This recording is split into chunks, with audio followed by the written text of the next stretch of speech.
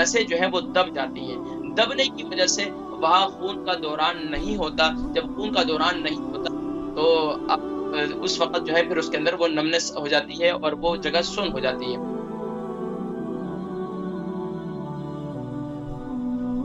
حضرت کرام یو کے یورپ کے اندر ایک خاص مرض پایا جاتا ہے.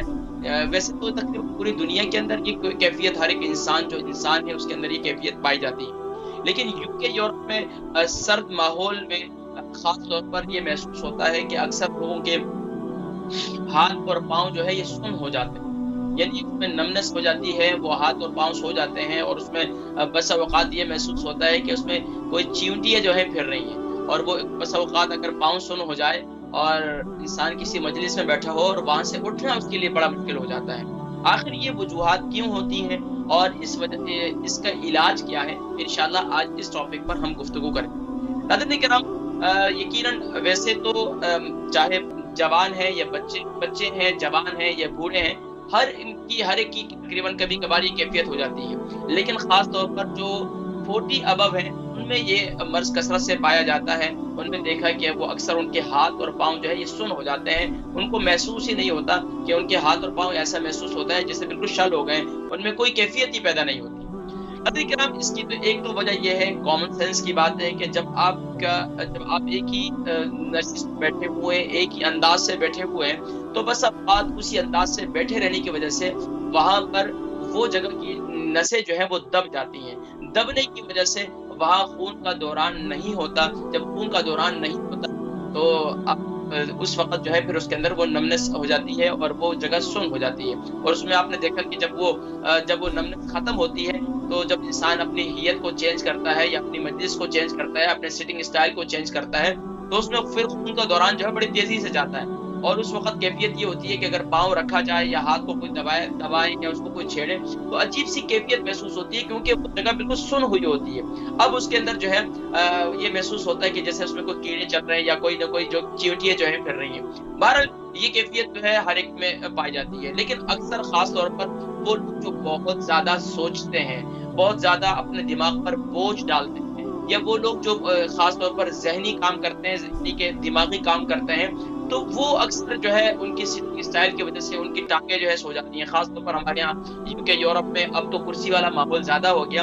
پہلے تو لوگ زمین پر زیادہ بیٹھتے تھے, اب کرسی والا ماحول ہو گیا. کرسی کی وجہ سے پہلے صرف پاؤں سوتا تھا, وہ لوگ زمین پر بیٹھتے تھے, یعنی پاؤں جو اگلا حصہ ہے وہ سو جاتا تھا یا پاؤں کے تلوے سو جاتے تھے.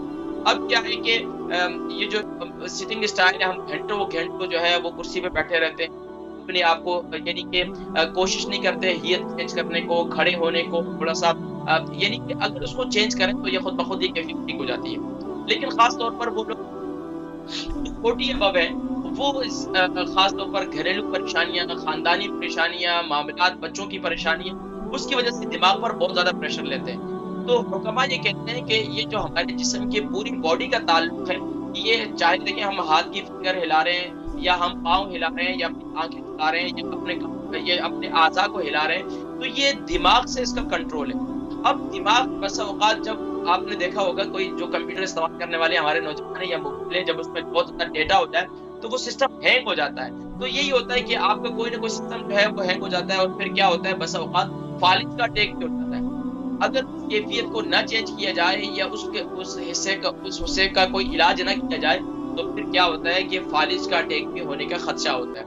اس لیے اس کا علاج ضروری ہے, اس کی طرف میں انشاءاللہ میں آپ کو بتاؤں گا. اور اس کے علاوہ بھی بہت سی ایسی وجوہات ہیں کہ جس کی وجہ سے خاص طور پر بہت زیادہ ٹھنڈ میں کام کرنا, بہت زیادہ سردی کی جگہ پر کام کرنا, بہت زیادہ ایسی جگہ پر کام کرنا کہ جہاں بہت زیادہ سردی ہوتی ہے, یا بہت زیادہ ایسی جگہ پر کہ کھڑے رہنے کا کام ہے, بہت زیادہ ایسی جگہ پر جہاں بیٹھے رہنے کا کام ہے.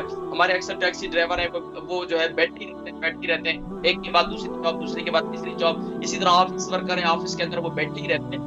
یہ چیزیں ایسی, اور پھر اس کی وجہ سے اب بس اوقات اگر وزن آپ کا زیادہ ہے, وزن جو ہے وہ زیادہ ہے, تو اس کی وجہ سے اب جو انسان کے جسم کی نسیں ہیں وہ دب جاتی ہیں, ان پر پریشر آ جاتا ہے, اور پریشر آنے کی وجہ سے جو ہے پھر وہ جگہ جو ہے بالکل سن ہو جاتا ہے. اور بس اوقات یہ ہوتا ہے کہ آہستہ آہستہ اگر کوئی اپنے ہیت کو چینج نہیں کرتا تو پھر یہ محسوس ہوتا ہے کہ یار یہ ہاتھ جیسے میرے ساتھ ہے ہی نہیں, یہ پاؤں جیسے میرے ساتھ ہے ہی نہیں, یہ مجھے ایسا محسوس ہوتا ہے. بس اوقات لوگ بولتے ہیں کہ یار مجھے شولڈر فریز ہو جاتے ہیں, پتہ ہی نہیں چلتا. یہ سب کیفیتیں اس لیے ہیں کہ اب اس کا علاج کیا ہے. ناظرین کرام اس کا علاج تو بہت زیادہ ہے، لیکن سب سے بہترین علاج جو ہے وہ مساج ہے. لیکن جب بھی آپ نمنس فیل کرتے ہیں یا آپ کا پاؤں سن ہو جاتا ہے تو آپ اس کو کیا کرتے ہیں، تھوڑا سا اس کو مساج کرتے ہیں، اس سے کیا ہوتا ہے خون کا دوران ہونا شروع ہو جاتا ہے. اب کہا جاتا ہے، اطباء جہاں تک فرماتے ہیں کہ اگر کوئی اس وقت ایسا نہ کرے، یعنی کہ اپنی ہیئت کو چینج نہ کرے اور اپنے اس حصے کا مساج نہ کرے، تو بس اوقات دماغ سے اس کا تعلق، کیونکہ ہمارے اعصاب کا تعلق جو ہے وہ دماغ سے ہے. جب ہمارے اعصاب کو حرکت نہیں دیتے، اپنے اعصاب کو ہلاتے جلاتے نہیں ہیں، تو وہ جگہ بالکل ہی دماغ سے ان کا کنیکشن جو ہے ختم ہو جاتا ہے. جب ختم ہو جاتا ہے تو پھر اس کا اٹیک ہو جاتا ہے.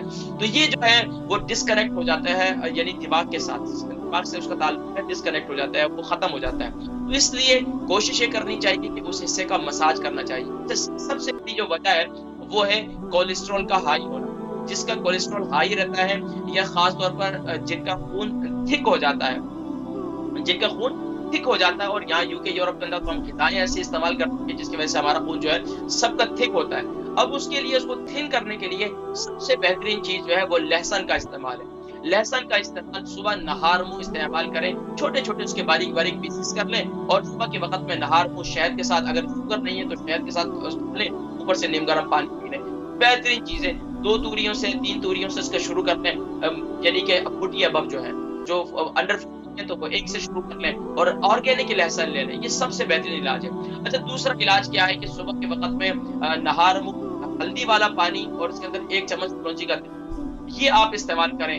اسی طریقے سے آپ دن کے اندر کیا ہے، ایپل سائڈر ونیگر جو ہے ڈال کر 1 گلاس میں آپ وہ استعمال کریں. 1 گلاس واٹر کے اندر آپ جو ہے 1 چمچ 1 اسپون جو ہے ایپل سائڈر ونیگر ڈال کر پیئیں. یہ بہت مفید ہے.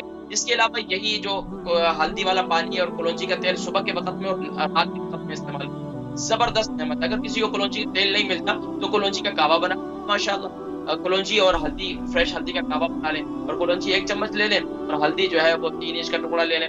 تو یہ کعوہ جو ہے بڑا مفید ہے. اچھا، یہ خاص طور پر جو آپ کے دوپہر کے کھانے اور رات کے کھانے کا درمیان کا ٹائم ہے نا، اس میں خاص طور پر یہ استعمال کریں، کیونکہ یورپ میں تقریباً دن چھوٹے ہو رہے ہیں، تو اکثر لوگ دن کا کھانا کھاتے ہی نہیں ہے، بس شام کو ایک دفعہ کھاتے ہیں. لیکن جو صبح ناشتے اور پھر دوپہر کے کھانے کے درمیان وقت ہے، جس پر نہ معدہ خالی ہوتا ہے اور نہ بالکل بھرا ہوا ہوتا ہے، درمیانہ ہوتا ہے، تو اس وقت جو ہے آپ یہ پانی استعمال کر لیں، بڑا مفید ہے انشاءاللہ. اگر کوئی صبح نہار منہ لہسن کھا نہ سکے تو اس وقت بھی آپ لے لیں، یہ بھی بہت مفید ہے.